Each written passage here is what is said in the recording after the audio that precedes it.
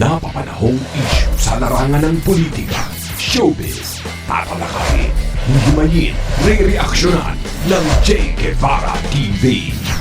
Jay Guevara TV nga po pala, isang reactor ng mga viral issue na nagaganap dito sa Pilipinas. Ria, no, siya yung pinupuntirya ng siya yung pinupuntirya po ng mga kalaban ng mga Duterte. So ito, from Brigada, yan. Dating PNP Chief Albayalde, di nangangamba sa ICC investigation.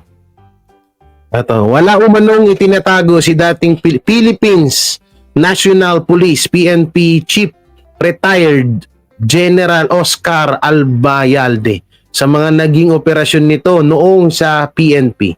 Ito ay kaugnay ng umano'y investigasyon ng ICC sa mga dating miyembro ng ahensya dahil sa anti-drugs campaign na nagdaang administrasyon. So, sino pa ba yun? Si Tatay Digong.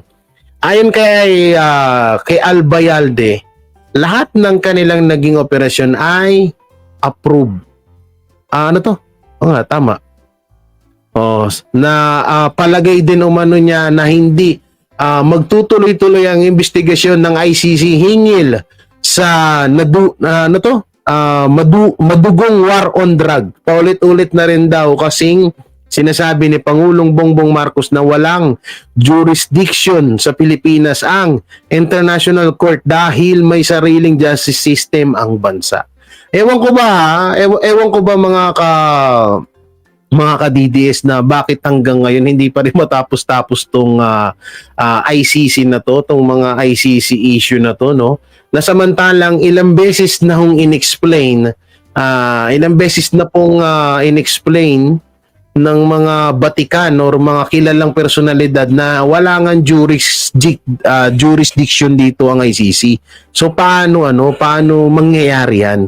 Alam nyo, minsan napapaisip ako hindi kaya si Trillanes ang may hawak sa mga tansu vlogger? Alam niyo kung bakit? Kasi halos yung utak ni Trillanes tapos yung utak ng mga tansu vlogger iisa. 'Di ba? Pansinin niyo kapag may fake news na inilalabas si Trillanes, susundutan ng mga susundutan ng mga tansu vlogger 'yun. Nako, hirap lang magmura Ayun ang gawain nila. Kaya minsan napapaisip ako, hindi kaya si Trilling ang handler or pinaka-boss ng mga tanso? Hindi kaya itong mga tanso vlogger ay hawak to ng mga dilawan? Kasi kung hawak to ng Marcos or si Tamba, malabo kasi minsan may tagilid silang impormasyon. May tagilid silang analysis sa Tagalog nung analyze. Hindi ko maano yung sa Tagalog ng analyze, no? Hindi kaya si Trillanes, no? Kasi isipin nyo, isa lang utak ng tanso, tas utak ni Trillanes, parehas no? Ano to? Analisa. Ba't analisa? Analisisa. Ano ba nakalimutan ko? Analisa. Ba't analisa? Analyze. Analyzing. Pag-analisa. Okay. Pag-aanalisa. Tama ba? Pwedeng kasuhan ng Pilipinas ang ICC pag nagpumilit silang pumasok. O, diba? Isa pa yan. Jay, lipat mo na ako. Sige.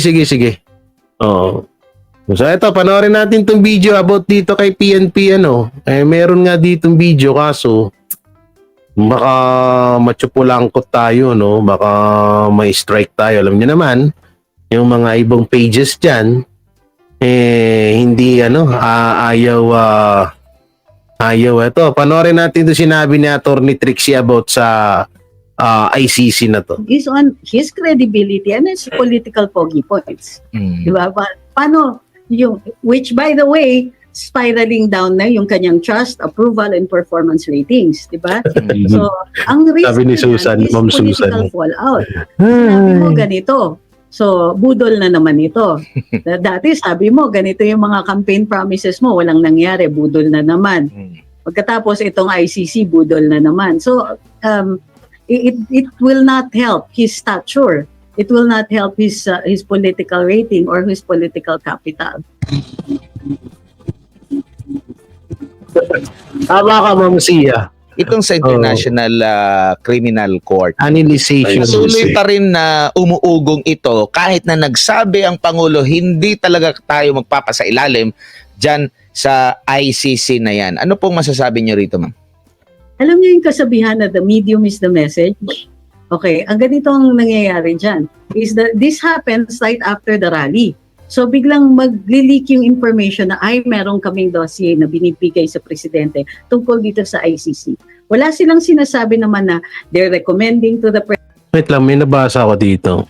Tinatanong ko yung pamangking kong pulis sa usapang ito. Ang sagot niya, naghihintay lang sila kung ano ang senyas ni former President Rodrigo Duterte. Pulis dito sa Davao ang pamangking ko. Sana hindi mo na kinoment yan, ma'am, kasi gagawa na naman nila na issue yan eh. Alam mo naman ng mga no? Dito, kapalang muka ng ICC ko ipapasok. Ewan ko ba kung bakit may ICC to? President to face this or what to do. These are possible scenarios lang. But the fact is, nilabas nila sa media yon. Binanggit yung ICC. Parang pinalalabas nila, Mr. Former President, there is this sword of Damocles called the ICC hanging over your head. Parang it's a message to be on your best behavior. So we're talking about non-formal, non-verbal communications. Kasi di ba, ang communications natin, there's so many ways to communicate a message. And ang message dito isn't the fact that there's still an ICC. Pero ang proper nun, ma'am, kailangan pa ba i-press con? Yung Ang proper Press nun? briefing, parang gano'n. kailan ba nagka-press con dun sa pagbibigay lang ng dossier? In fact, these things are conducted in secret. Bakit kailangan i-press con? Bakit kailangan i-leak? Bakit kailangan sabihin na meron kami binibigay na ganito? It also calls into question yung sincerity ng ating Pangulo in standing firm against the ICC. Apo. Ang sabi ilang beses kung inulit, we do not recognize the ICC, it has no jurisdiction over this. And yet, your people insist on keep mentioning the ICC. Correct. Kailangan our own operations to thwart. Tingnan mo kung gaano kayo gawing tanga ng mga vlogger na pinapaniwalaan nyo. Ilang beses nang sinabi, ultimong si President Bongbong Marcos, sinabi niya na hindi nga pwede kasi walang jurisdiction dito diction ang ICC dito sa Pilipinas. Tapos kayo paniwala pa rin kayo sa mga sinasabi. Saan ba talaga kayo? Alam niyo, minsan naguguluhan ako sa mga sa mga tanso vlogger Hindi ko alam kung nakasupport ba sila kay Trillanes or kay Bongbong Marcos. Wala eh. Putik na yan, puro puro bangag eh. Puro tulonggis eh. The attempts of the ICC to exercise jurisdiction here in the Philippines should be kept sub rosa. Yung sinisikreto nila yan. Opo. Attorney, nabanggit ni Attorney Harry Roque na wala nang silbi kung meron pa bang masasabi itong si PBBM na halimbawa kung babalik pa siya, isasailalim pa natin ang sarili natin sa ICC. Hindi sa kanya ang desisyon. Kasi unang-una, wala na tayo sa ICC. So wala nang magagawa ang kasalukuyang Pangulo. Tama po ba? The President kasi is the sole architect of our international relations. Naginipang bomba? He can decide to magpapadala siya ng notice dun sa ICC na Philippines is willing to subject itself again. Pero mag-uumpisa uli yan ng mga bangag paninira nila kay Duterte pro China. Natakot nila ICC. Walang silbi mo. Kaya nga. Sabihin nun, babalik. Okay lang po, ma'am. Walang problema. Pero yung issue doon sa kaso ni PRRD, magiging ano pa ba? Makakasama pa ba doon kung sakaling sabihin ni PBBM, oy, balik kami diyan sa ICC, magiging saklaw pa rin ba yung issue na yon na sinasabing wala na tayo during Alam niyo, ito totoo to. Yung ICC di para yung kay Duterte. Alam niyo yung ICC na yan, para yung kay Marcos, sa totoo lang.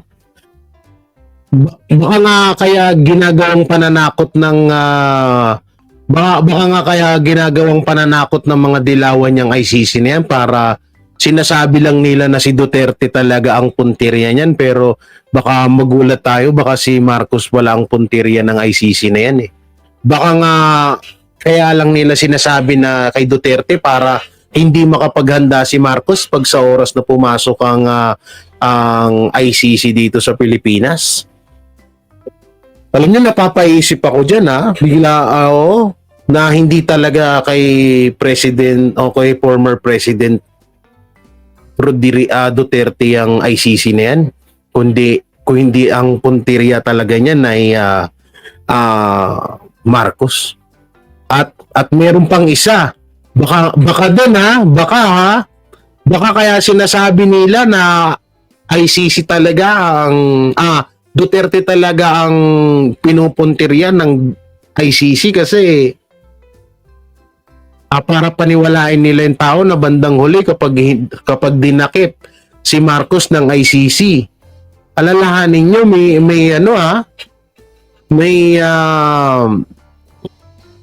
mahirap na magsalita eh. Kasi minsan napapaisip talaga ako about yan eh. Oo, pananakot lang ni sundalong kanin trailing ang ICC, pero mismo ang ICC alam nila na di silang jurisdiction sa Pinas. Kung meron man, di rin basta-basta pwede kumilos dahil ang Pilipinas ay merong batas. So, alam nyo, maraming salamat po Ma'am Sara. Alam nyo, napakalaking katarantaduhan na bakit parang gusto nyong kontrolin tayo ng ibang lahi. Yun ang hindi ko maisip-isip. Na bakit gustong-gusto ng ibang mga Pilipino na ibang lahi yung magkokontrol sa atin? Diba? Muntik na yan. Masaya kayo noon na ibang lahi yung nagkokontrol sa atin? Na magkokontrol kung sakali? Masaya kayo noon? Ha? Na gusto nyong ibalik yung panahon ni Mark Arthur? Gusto niyo yon na parang inuunti-unti na tayo dito? Sa bagay, sa Pilipinas, pag ang foreigner ay pumasok sa isang halimbawa, restaurant, foreigner pag pumasok sa isang restaurant ng foreigner, asikaso ng mga kapwa natin Pilipino yan. Pero kapag Pilipino ang pumasok sa restaurant, binabaliwala, mas pinapahalagahan nila yung mga foreigner, 'di ba? Ganyan kasakit sa Pilipinas.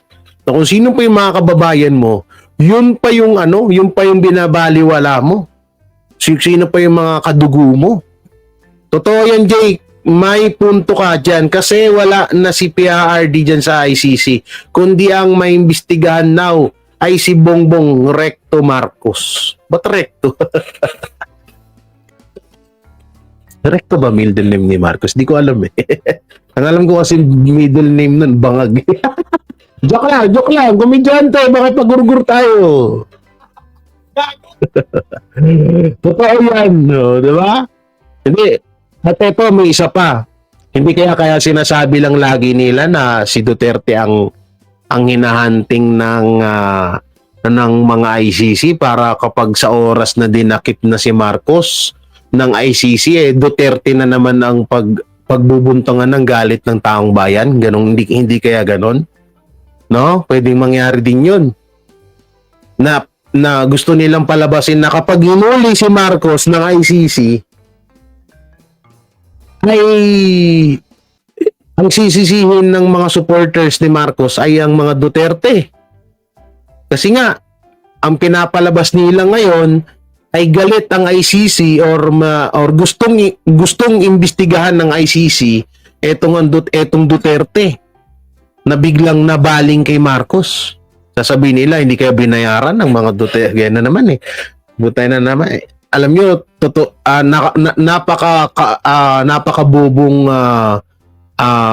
salita yung baka binayaran ng Duterte ang ICC. Napakabubong kataganyan, pero alam ko lalabas at lalabas sa bunganga ng mga tansu vlogger yan. Oo. Ano to? Ang gusto ng Dilawan, si Bakin, si Bangag, si Lenny Lugaw o Hontiveros ang pauwiin nila sa Malacanang para wala ng landas. Para mawala na sa landas nila either si Tatay Digong or May Marcos pa ulit sa power. Totoo yan.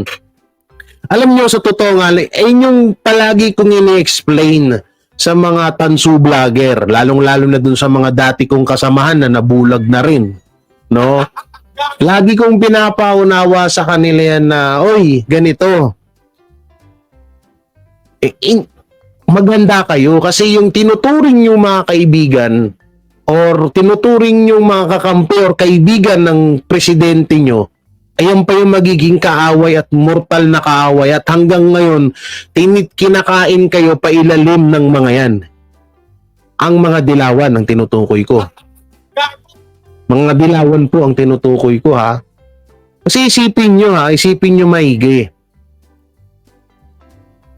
Unti-unti na pong kumikilos ang mga Dilawan kasi nakapokus tayo sa CCTV video kay Morales, nakapokus tayo kay Tatay Digong at kay Marcos, pero hindi natin napapansin na gumagawa na ho ng hakbang ang mga Dilawan laban sa Marcos at Duterte. Kasi ito nga kagaya ng sinabi ko kahapon sa live ko, na sinasabi ko na hindi kaya pagtapos ng Duterte, Marcos naman ang isusunod ng mga Dilawan.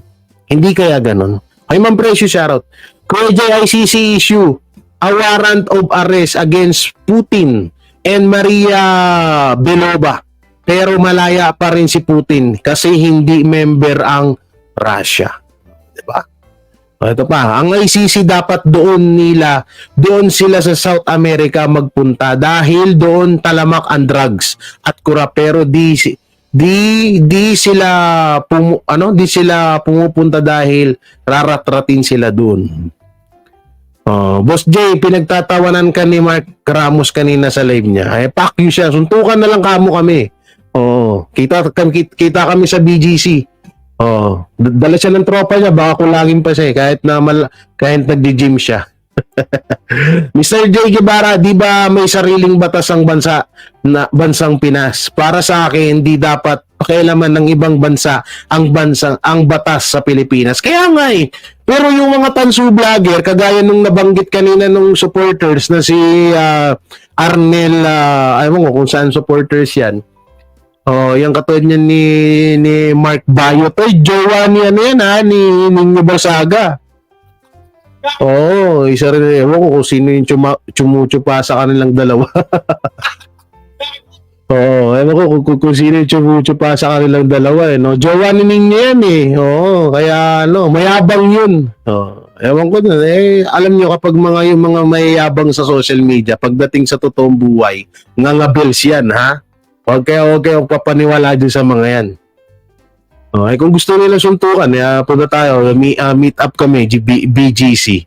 Mas social doon at least, diba? Maganda-ganda yung pagsusuntukan namin. Basagin ko lang mukha niya one time. Correct ka, Jay.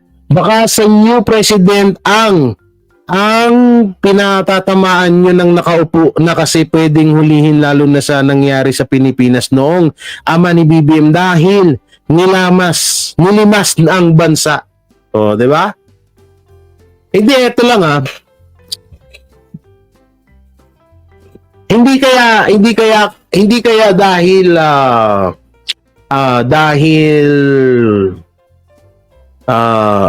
kaya dahil puro sila Duterte ICC, hindi kaya nakakaramdam na talaga si Marcos na huhulihin siya ng ICC para nga naman magmuka sa taong bayan na dapat Duterte yung hinuli nyo, hindi ang ICC, hindi si Marcos. Hindi kaya ganun, no? Kung sakali man na dumating yung araw na yon. Kasi malamang sa malamang kung ang habol ng ICC ay ang Duterte, ang Marcos pala. Etong mga naririnig natin kay Trillanes at sa mga Tansu supporters or vlogger, ano lang to? Propaganda lang to or mind conditioning. Para nga naman, pag dumating yung point na huhulihin na si Marcos ng ICC, Duterte ang masisisi ng taong bayan. No? Pwedeng mangyari din yun. ICC stand for idiot clown comedian. Oh. Ano yung sinabi dito kanina ni Romel? Sinabi dito si Romel. Asan na ito? Oh, Jebs. Malakas ang loob ng Dilawan na kumambibig lagi ang ICC. Bukang bibig lagi ang ICC. Gaganti ng sobra ang Dilawan ngayon dyan sa dalawa sa mga Duterte. Di sila nananalo sa mga Marcos. Gusto nilang gumanti ng gusto. Ito pwede rin 'tong mangyari. Pwede rin 'tong mangyari, mga kaibigan. Hindi kaya hindi bumibitaw ng uy! Akala ko ginugurgur na ako eh. Gago! Hindi kaya dahil kasi kung mapapansin nyo, ito ano lang naman to, kung sakali lang naman. Hindi kaya alam na rin talaga ni Marcos yan. Kaya nga pilit na pinagtatakpan niya kahit ayaw na ng asawa niya kay BP Sara. Hindi kaya pilit niyang pinagtatakpan pilit niyang pinagtatanggol si BP Sara. Kasi alam ni Marcos na bandang huli, mga Duterte lang din yung magiging kakampi niya. Hindi kaya ganun. Kasi isipin nyo maigi nung nagsalita si Lisa about kay yung alam niyo yung coming soon na movie, yung Bad Shot. O meron next movie yung The Professional Liar. Hindi kaya parang todo tanggol itong si Marcos sa Duterte para pag dumating nga yung panahon na etong si Marcos ay hulihin ng ICC, para may kakampi siya, para may no? Hindi kaya gano'n, no? Kasi mapapansin mo, galit ang asawa mo. Tapos ikaw, kampi ka sa kinakagalitan ng asawa mo. Napaka-posible din Maraming pwede tayong pagdugtong-dugtongin Marami tayong pwedeng tawag dito, marami tayong pwedeng talagang mabuo na mga kwento dito, no? Kasi nga sa mga nangyayari. Kuya Jay, anong crime naman ng against BBM para hulihin siya ng ICC? Malamang siguro yung sa, ewan ko, yan din yung iniisip ko. Pwedeng sa ama niya dati. Pwedeng ganun. Dahil noong mga panahon may ICC na ba nun? Panahon ni Marcos? Kasi kung kaya nga, kalagi ko sinasabi, kung human rights lang ang usapan, na maraming paglabag sa human rights, napakaraming paglabag sa human rights ni Ferdinand Sr. Marcos.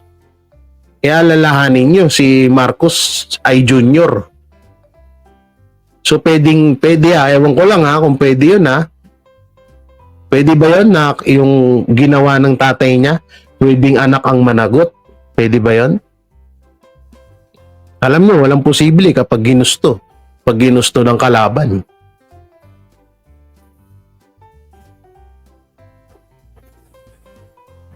Sir Jay, wala kang background music or wala wala tayo. May nagloloko yung natin. Nagloloko yung sound card. Kung kuno-kuno lang ni BBM ang kampi kay Sara Kuno, tulad ng Chacha kunwari, kaya ayaw madamay sa galit. Dapat si Trililing Wild West humipal kung kay Cobra election sake. Okay, tuloy natin tong panood natin kay Ma'am Trixie. At time na sinampanan ng kaso, wala na tayo sa ICC?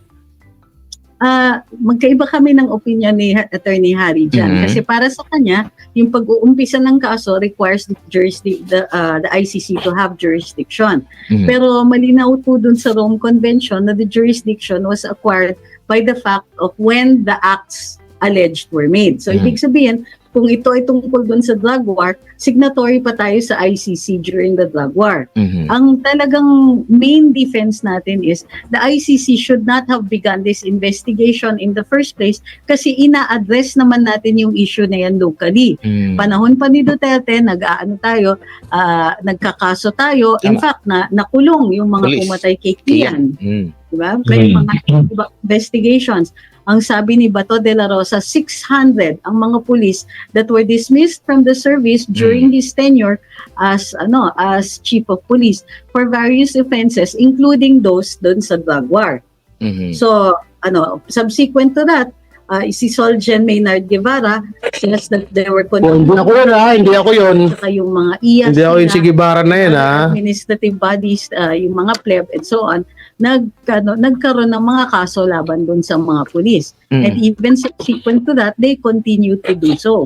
So, yun ang kailangan i-overcome ng ICC. Saka yun na yung ipo-project natin, ma'am, na halimbawa kung babaliktad na naman itong si... Hindi ako yung Guevara na yan, Ginigiit. Hindi issue talaga na tayo naman yan, magpapagaling. Hindi, ginigiit nila. Tapos biglang baliktad. Anong nito ang mangyayari? Ang effect niyan is on his credibility and his political pogi points. Mm. Di ba? Paano yung, which by the way, spiraling down na yung kanyang trust, approval, and performance ratings. Di ba? Mm. So, ang risk niya dyan is political fallout. Sinabi mo ganito, so budol na naman ito. Budol. Sabi mo, ganito yung mga campaign promises mo, walang nangyari, budol na naman. Mm. Pagkatapos itong ICC, budol na naman. So, it will not help his stature. It will Lahat not ng help budol, his no? political rating or his political capital. Mhm. Bisdak, may Attorney Trixie, ito, dagdag lang. Attorney Trixie, lilinawin natin na hindi pa po tayo miyembro ngayon ng International Criminal Court. Hindi pa tayo miyembro. Ito yung ginawa ngayon ng Marcos admin na pinapapasok po yung ICC para mag-imbestiga. Legal ba ho ito sa ating saligang batas? Ganito, dalawa yung schools of thought dyan. Kasi meron tayong tinatawag na incorporation clause sa Constitution na ang international laws, treaties, conventions, customary international law are part of the law of the land. So, ibig sabihin yan, lahat ng treaties na pinasukan natin, Alam nyo, yung about kay Marcos Senior, hindi naman ako haters ni Marcos Senior Boboy Lambukwit. Hindi ako haters ni Marcos Senior. Nagkumuha lang ako ng idea ng konti dun sa panahon ni Marcos Senior, no? At hindi ko rin po sinasabi, kaya nga lagi kong sinasabi sa live ko na walang-wala si Marcos Jr. sa kanyang ama. Sona pa lang, laglag na. Sona, pag nagsusona si Senior Marcos, ano yun? Walang kodigo yun. Dire-diretso magsalita yun. Utak lang yun. Doon pa lang, laglag na. Sa pananalita, laglag na rin si Junior. Bukod sa ngiwi ang panga. At eto may sinasabi ka, bata ka pa, wala kang nalalaman tungkol kay Ferdinand Sr. Ang yaman ng Pilipinas sa panahon ni Marcos Sr. Totoo naman yun wala naman ako sinasabi. May sinabi po ba ako na nung panahon ni Marcos Sr. ay mahirap ang Pilipinas? Diba gusto nga nating mangyari ulit yun? Yun nga rin yung kagustuhan namin tanungin natin yung mga Duterte supporters dito. Diba gusto rin natin nung panahon ni Senior Marcos? Dahil nung panahon na yun, mababa ang bilihin. Wala kaming dito, walang nagsasabi dito na against to Senior Marcos. Para sa kaalaman nyo lang. Kaya ako lang naman nabanggit ang Senior Marcos is about dun sa human rights. No? Tsaka, eto Sir Buboy. No, respetuhin din natin yung mga komento ng mga hindi tayo katulad ng mga tanso vlogger Eto tawag dito, Sir Buboy, ganito. Yung panahon ni Senior Marcos ay parang panahon din natin. Alam nyo kung bakit? Pero ang ano lang dito sa atin, medyo naging mas doble ng mas mahirap ng konti nung panahon ni Junior kaysa kay Senior. Kasi nung panahon ni Senior Marcos, mababa ang bilihin, mababa din ang pasahod. 'Di ba? Alam niyo 'yan. Sino ba yung mga 19 ano diyan, mga 80 plus na? Nung panahon ni Senior Marcos, mababa ang bilihin, mababa din ang pasahod. Panahon natin ngayon, no? Mataas ang bilihin, mababa ang pasahod. Ayun yung pinagkaiba. So, kaya Sir Buboy, wag mo ko sabihan na porket hindi ako pinanganak, ito ganyan. Ang tanong, ikaw, ilang taon ka na po ba nun? Baka mamaya imbento ka lang din. Ang 1 peso noon equals $1 peso sa $1 noon.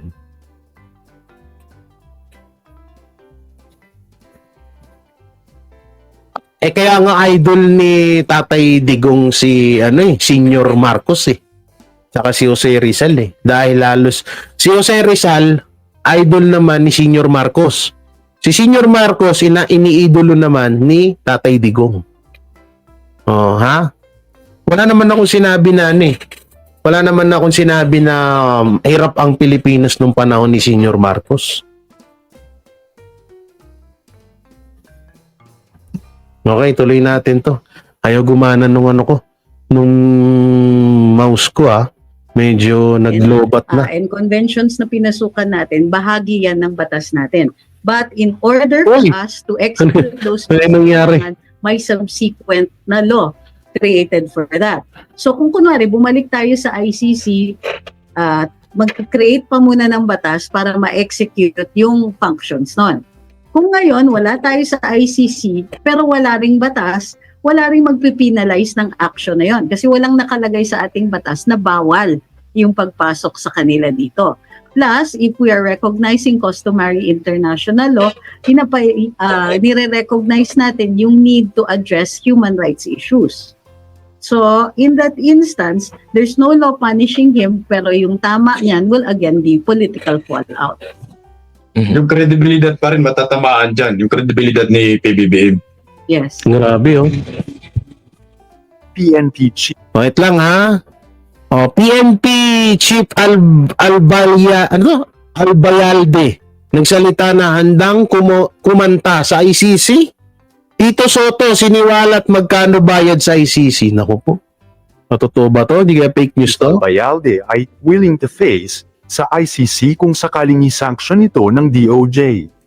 Sinabi ni dating Philippine National Police Chief Retired Police General Oscar Albayalde na handa siyang harapin ng International Criminal Court kung isasama siya bilang isa sa mga respondent sa investigasyon ng tribunal sa kampanyang War on Drugs ni Pangulong Rodrigo Roa Duterte noong panahon ng kanyang termino. Ano kaya? Pinalitan ni Albayalde ang kanyang Mr. noon na si P. General Ronald Bato de la Rosa bilang hepe ng pulisya ni Duterte sa pagreretiro ng huli noong 2018 nang ipinapatupad pa ang drug war. Ngayon, Tayo po kung talagang yan ay matutuloy, we are willing to face the investigation. Wala naman po tayong itatago dyan at lahat naman ng ating naging operation, lahat yan ay above board, sabi ni Albayalde sa isang radio interview noong Friday ng May 10, 2024. Yun ang sinabi ng ating dating Pangulong Duterte noon na talagang war on drugs. Ngunit sabi ko nga wala naman tayong nakitang pang-aabuso noon, dagdag pa niya. Sinabi ng dating nangungunang pulis na nagpapasalamat siya at kasabay nito ay tiwala na si Pangulong Bongbong Marcos ay mananatili sa kanyang paulit-ulit na pahayag na ang Pilipinas ay hindi makikipagtulungan sa ICC dahil sa kawalan ng jurisdiksyon.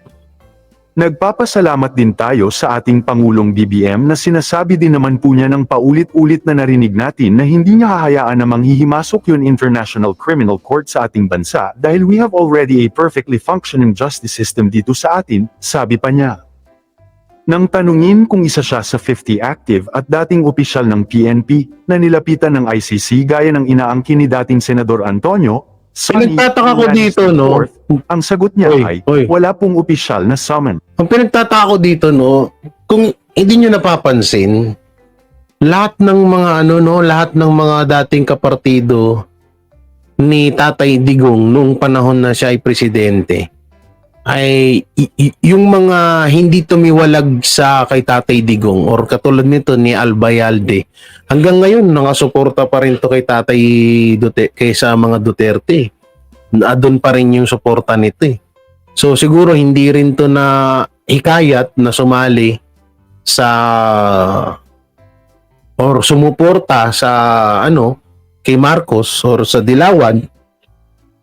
Kaya siguro ito rin si Albayalde, inuunti-unti din to eh. Kasi isa rin to sa mga parang si General parang si Senator Bato to eh. Yung mga PNP chief dati ni Tatay Digong mula kay Bato hanggang kay Vicente Danao, damay din sa ICC, wag naman. Ayun nga yung pinapalabas ni Trillanes eh. Kaya nga marami nagsasabi na ito ay pananakot lang. Oh, mabait si Bibi. Okay, sabi mo yan, mabait daw. Ito. Oh, hindi rin natin alam Jebs eh. Jeb pala, Jebs tuloy. Sagwa naman ang sinabi ko. Sorry.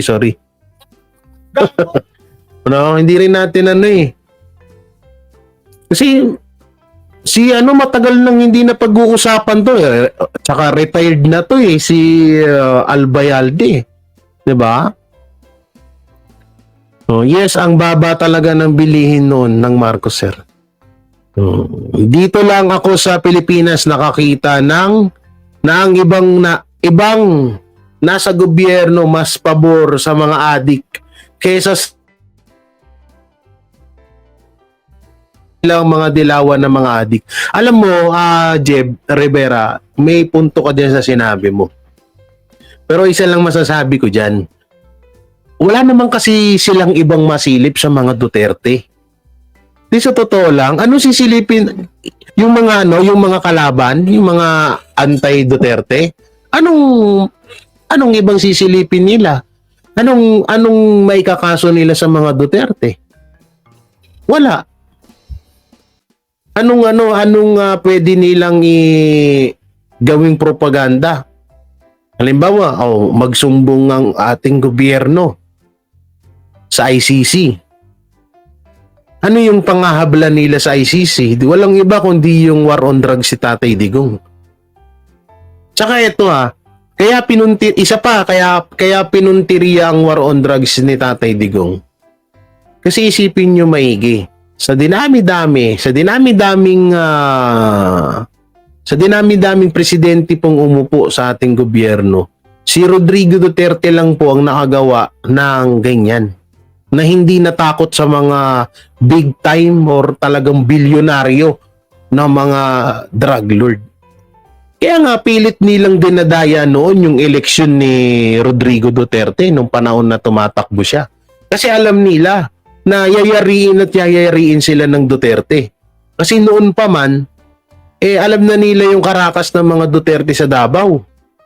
Kaya nung panahon na nung panahon na eleksyon ni Tatay Digong ay wala na landslide na, hindi na nila hindi na nila maawat tuloy-tuloy na yung pag-angat ng boto ni Tatay Digong. Minaliit pa nila yun kaysa mayor lang daw, mayor ng Davao. Diba kasi kadalasan sana nananalo sa presidente, nadaan mo na ng senator, vice president to president. Si Tatay Digong mayor to president. Biruin mo yun wala namang ibang wala namang ibang maisisilip sa mga Duterte. Wala namang ibang silang makakaso sa mga Duterte kundi kundi yung war on drug na yan. Ano sisilipin nilang iba sa mga Duterte? Wala sila ibang masisilip dyan. Kaya yan talaga yung pinagtutuunan nila ng pansin. Kaya ate Janice, shoutout po. True. Si Tatay Digong lang talaga ang nakapagbago noon. At mapayapa ka maglakad sa daanan. O bakit si Ramos ginawa ba yung anti-drugs na yan? Wala. Bakit si Gloria? Nagawa ba yan? Si Noynoy, nagawa ba yan? Si Erap, nagawa ba ni Erap yan?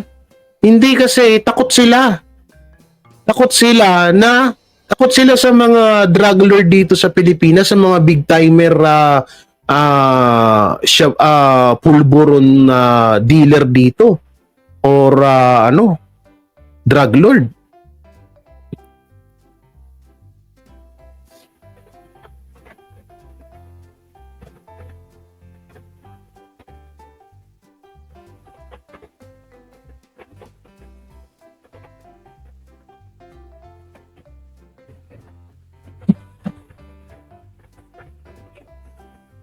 Ano pa to? Sir, hindi kaya nasa likod nitong ICC issue ang mga nasagasaan ni PRD na pwede rin na Sir Dominador, Ras, pwede rin mangyari yan na yung ICC talaga. Kaya nga nandito sa video, kaya nagkaroon ako ng interest dito kasi nakalagay sa title na kung magkano yung Tito Soto isiniwalat daw yung magkano binayad sa ICC.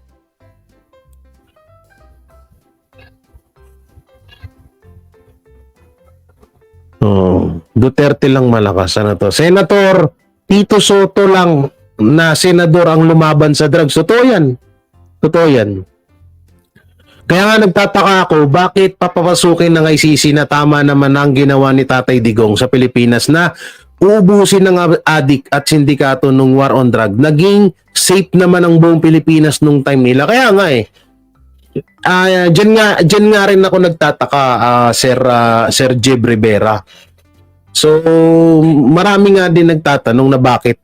Kaso ang sagot lang kasi diyan, wala naman sila ibang masisilip sa mga Duterte, kundi yung war on drug lang talaga. Ano masisilip nila sa Duterte? Pangungurap? Bakit? May issue bang pang corruption ng Duterte? Wala. May issue bang may binenta ang mga Duterte? Yung sa West Philippines na yan. Gawa-gawa lang nila yan. Di sana noon pa lumabas na yan, di ba? Ginawa lang propaganda lang ng mga anti-Duterte yan, yung West Philippines na yan. Kaya hindi ako naniniwala sa ganyang mga estratehiya, no? Bangag din presidente nila paanong ipagpapatuloy ang war on drug. Bangag yung drug ipagpapatuloy niya. Tignan mo si lagi bangag. Kahit na galit. Galit na galit. Mamaya ako na kayo shoutout. Sige ito. Yeah. Sa ngayon wala tayong natatanggap na ganyan. Sakaling makatanggap siya ng isa, sinabi ni Albayalde na handa siyang makipagtulungan basta't ito ay sanctioned at approved ng Department of Justice. Kamailan, sinabi ni Senator Bato de la Rosa na isa sa mga dating general ang napag-alaman niyang kumakalap ng ebidensya laban sa kanila upang paimbestigahan sila sa ICC. Pero alam niyo ba na nasa 24 million pesos ang ibabayad ng Pilipinas sa ICC para makabalik ito? Ito naman ang isiniwalat ni former Senate President Tito Soto III sa kanyang ex ayon kasi sa post nito ay, "Our last payment to ICC was 397,896 euros or kung sa peso ay 25.5 million pesos. Kaya pala ayaw tayo paalisin. Tila sobrang napakalaki ng halagang ito para ipambayad sa ICC, buti kung hindi magmumula sa pera ng bayan ito, at syempre papanig ang ICC doon sa nagbayad sa kanila. Kung may magbabayad ng ganito alangan walang bias ang ICC sa pag-iimbestiga mga nila. bahay na yan, no? Ibili na lang sana yan ng maraming bigas para naman mapakinabangan ng taong bayan, lalo ngayon sa Marcos admin ay tumaas ang bilang ng mga nagugutom na Pilipino." Kaugnay sa isyu ng pagpapapasok ng ICC, nabigyan naman ito ng comment ni KLC dahil nga tila bansang Pilipinas lang ang kaya nila paimbestigahan. Sino tong at KLC na to? pagmasukan. Pero sa malalaking bansa katulad ng Israel at US ay Sino tong tinatakot KLC na lamang yan? ang mga ito. US versus ICC. United States Senate issues warning to the International Criminal Court, "Target Israel and we will target you. If you move forward with the measures indicated in the report, we will move forward to end all American support for the ICC, sanction your employees and associates, and bar you and your families from the United States. You have been warned. Toroy, o ano, kayo lang naman yung utu-uto na fair ang ICC. Tignan natin kung kayanin nila ang US. Or baka Pilipinas lang ang Sabi nitong isa, may babarahin ako dito. Oh. Oh, million confidential fund saan dinala ni Sara in 20 days. Ito rin tanungin, ito rin na PIX, BUPH, alam ko trolls ka pero ito sagutin mo. Saan din dinala ni Leni Robredo nung panahon niya bilang presidente yung 900 million na confidential fund in 19 days? Saan niya dinala? Pakisagot mo na yan. Tapos, tsaka kita sasagutin niya sa 21 days na yan. Saan niya dinala? 900 million yun. Baka hindi mo alam. Gusto mo search natin para mapahiya ka? Puta na, mga laos ng issue yan eh. Gusto niyo pala ungkatan ha? Ano? Game? Saan dinala ni Lenny yun? Yung ano? 900 million confidential fund. Ginastos niya yun sa loob ng 19 days. Nasa ano yan? Search mo sa Google. Putang ina mo. Putay na, namura ka tuloy. Search mo sa Google, baka di mo alam. Puro ka lang ano eh. Putay na, yung sinisita nyo, 300 million. Yung 900 million ni Lenny, hindi nyo sinisita. Mga bobo. Okay, tuloy na natin. Binarag lang natin yan. kaya nila. In that case, have some dignity. At tignan nyo ang US, okay lang sa kanila ang widespread human abuses basta alay nila. When it's them and their allies, okay lang kahit genocide levels. So ano, ICC pa rin na namimili ng small-time na bansa para i-police, US pa rin na supports genocide as long as allies nila, selective human rights yan. No wonder this current admin seem to be friendly, actually kotawang, to both. Mga ipokrito yung mga idol ninyo. Tapos kayo uto-uto. Damay nyo pa kami. Ang isyong ito ay binigyan naman ng comment, reaction ng well-known influencer na si Tagabukid. Panuuri ng full video. Sino naman tong vlogger na to, Tagabukid? Ito yung ito yung sinabi ni Tito Soto, your last payment to ICC was 397 euros o PNP. Kaya pala ayaw tayo paalisin. Ano to? Panoorin nga natin to. Para sa iba pang detalye na magsisimula naman pagkatapos ng Maugo ngayon sa social media ang pagpapapasok daw sa ICC. Ayan na naman tayo eh. Di ba nag-content na ako niyan? May justice system ang Pilipinas kaya dapat igala. At walang jurisdiction ng ICC sa Pilipinas kaya bawal pang himasukan. Pero nagbago ang templada ng DOJ. Pwede naman daw Bakit kaya? at pag-aralan kung pwede pa talagang papasukin ng ICC. Bakit kaya biglang nagbago ang timpla ng DOJ? Bakit kaya? Yan ang malaking katanungan dyan. Bakit nagbago sila ng isip? ICC. Masyado kayong nakikinig sa mga nagpuprotesta. Masyado kayong naniniwala sa mga bangag na yan. Naiisip nyo ba ang magiging resulta kapag pumasok ang ICC sa Shoutout, Mike. Pilipinas? Naku po, talagang gulo yan. Marami sa mga Pilipinong mag-aal sa balutan. Bakit ko nasabi? Sino ba ang makakalaban ng ICC pag pumunta ng Pilipinas? Sino ba ang pumuprotekta sa mga Duterte? Sino-sino ba ang pumuprotekta sa mga kaalyado nito? Number 1 dyan ang ating mga kababayang Muslim. Huwag niyong maliitin ang mga Moro. Wala sa dugo ng... Shoutout po pala dyan sa mga kapatid nating Muslim. May isa nga po palang vlogger. Kung gusto nyo, ibigay ko na lang yung full name niya sa'yo, pati yung address. Kasi meron po akong one time may live po siya. Nagsisimula po sa letter CH ang kanyang name. At ang kanyang apelido ay nagsisimula sa F. Gusto niyo po, kung gusto niyo lang naman kasi sabi niya ang mga Muslim daw ay wala na nga po daw ngayong lakas or napakahihina na.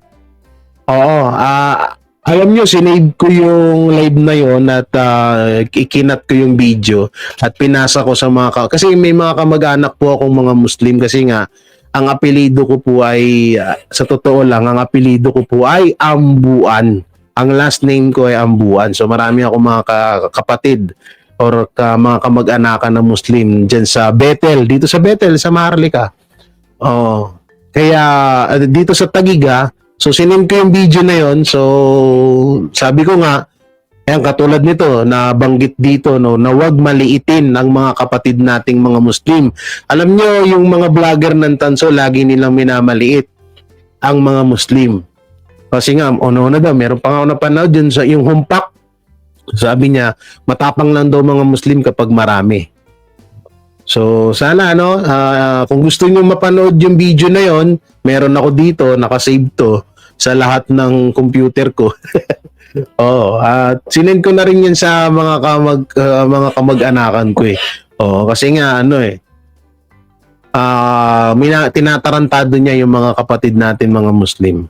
So tuloy natin tong video na to. Pakinggan niyo to. Ganito yung sinabi na to ni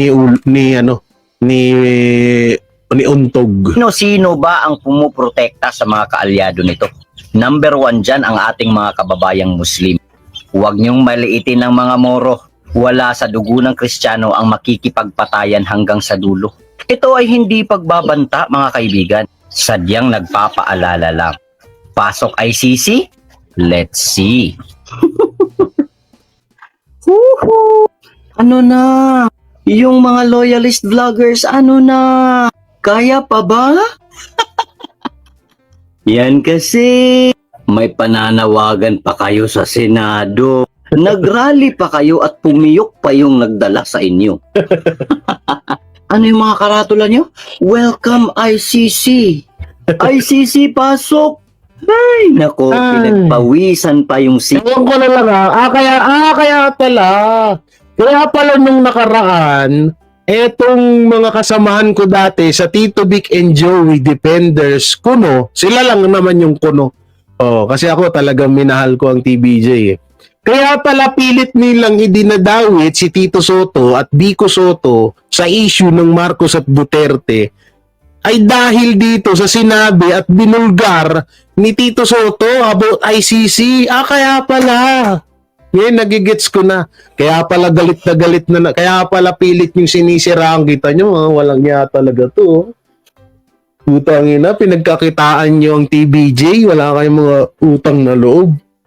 Yung isa nga dyan, nakabili ka pa ng kotse dahil sa content mo sa Tito Vic and Joey. Tapos ngayon nagagalit ka dahil may post na ganito si Tito Soto. Kaya pala nagtataka ako eh. Natatandaan niyo yung live ko nung nakaraan, di ba?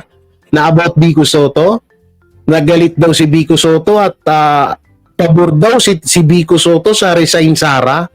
So ang ginagawa nila, sinisiraan nila ang mga Soto ngayon. Ang TBJ. Sinisiraan nila para syempre para magkaroon sila ng content kasi malaking usapin yun. Puro naman mga pang showbiz yung mga nakasubscribe din sa kanila sa mga channel nila so kaya pala tinatarantado nila ang si Tito Soto ngayon kasi nga dahil dito sa sinabi ni Tito Soto. Kaya pala ngayon gets ko na talaga kung bakit kayo nagkakaganyan. Tarantara mga gago no? Puta na, pagkatapos kayong pakitaan ng maganda ni Ma'am Lala Soto, ngayon tatarantaduhin niyo yung tatay niya. Grabe, lupit niya. Ingit nyo sa kakadaldal nyo doon. Hindi naman pumabor sa inyo. Nasayang ang effort, no? Kawawa naman. Kung yung pinunta nyo doon ay nagsaing pa kayo sa bahay nyo, di pa sana kayo nagutom. Nabusog pa kayo.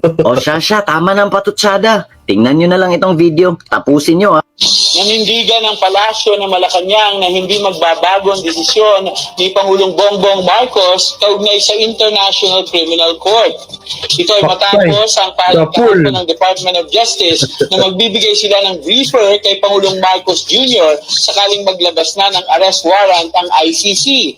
Ayon kay PCO Secretary Cheloy Garafil, mananatili ang posisyon ni Pangulong Marcos Jr. na hindi nito papayagang Iyak pasok ba? sa bansa ang ICC para mag-imbestiga sa Iyak warrant ba? ng administrasyon ni dating Pangulong Ah, Rodrigo saklap. Duterte.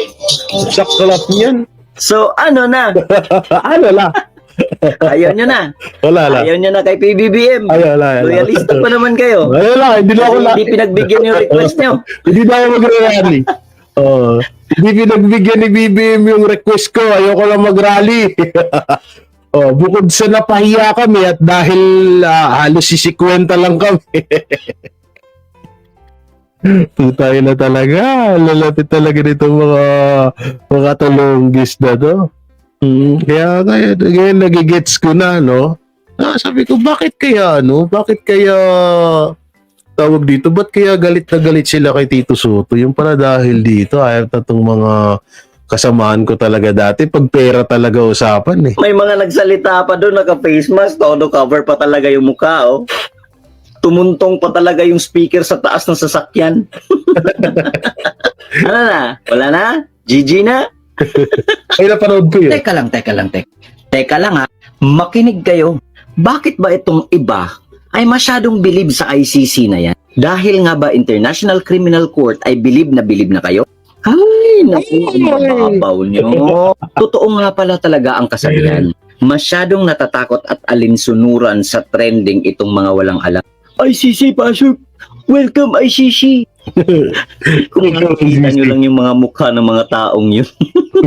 Talagang nakakabobo. Welcome, ICC! Basahin niya to.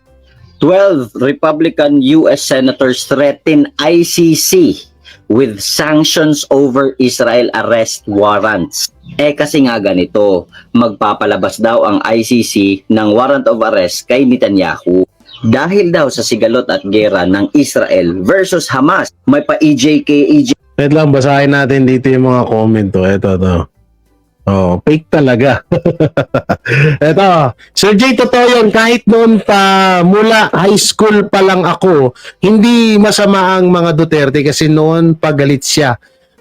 Galit siya sa mga durugista. Kaya ngayon, 63 years old na ako, ang saya ko na war on drugs ni Tatay Digong. Ay, naku talaga.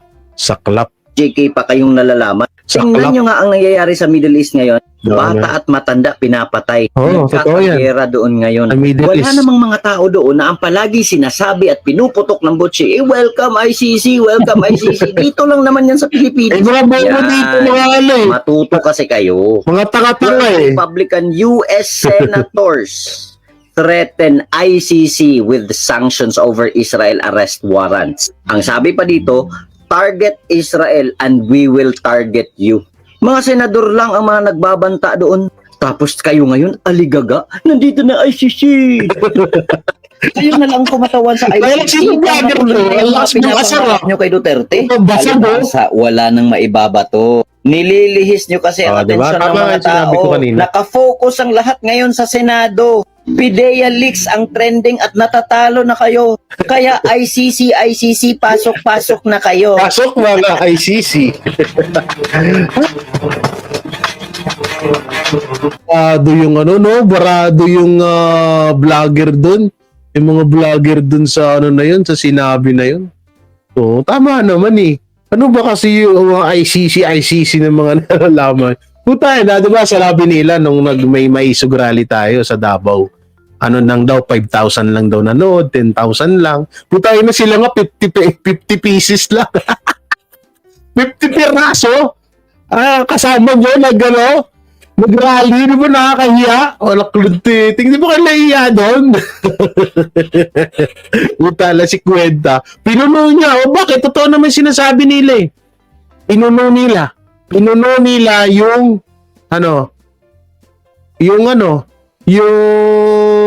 dito, tawag doon sa gilid ng kalsada, wala sa isip ko. Ano yung daanan sa gilid ng kalsada? Halimbawa, highway. Yung pathway. yung daanan ng tao pag sa kalsada, yung pinuno nyo naman Oo, ang dami nyo nga eh. Dahil lang, ang yayabang nyo, makapagsalita kayo na kung may sugrali, nilangaw, ganyan. Pero yung rally nila, di nga ninyo napaabot ng 1,000. Sidewalk, yun pala, sidewalk. Yung sidewalk, puno naman yung sidewalk. Yung sidewalk. ICC papasok, baka di nila malabasan ng buhay ang Pilipinas. Mga tulunggis no? Sabi ko, ano ba naman tong mga taong to? Tapos may mga matatanda pa. Hindi rin natin yung masisisi yung mga nagrally. Kasi baka mamaya binayaran nga yun. O, kita mo, kasi kung kusang loob yun, sa dami ng kung kusang loob yun, dapat ang dami nun. Pero nakita mo lang ilan, nasa 50. Tapos, ang bali-balita pa, naging 27. Tapos, naging 27. Tapos, yung 3, NPA pa. Kaya sabi nga ng mga doon sabi nung mga vlogger doon, ay eto, konti lang po kami pero ano po ito, totoo po yung pinaglalaban namin. Sabi ko, ba't kinag-explain? Sabi ko, mga siraulo talaga ito mga to. Oo, yan talaga, yan ang napapala nyo Yan ang napapala nyo sa puro ka fake newsan Oo, puro ka fake newsan na wala namang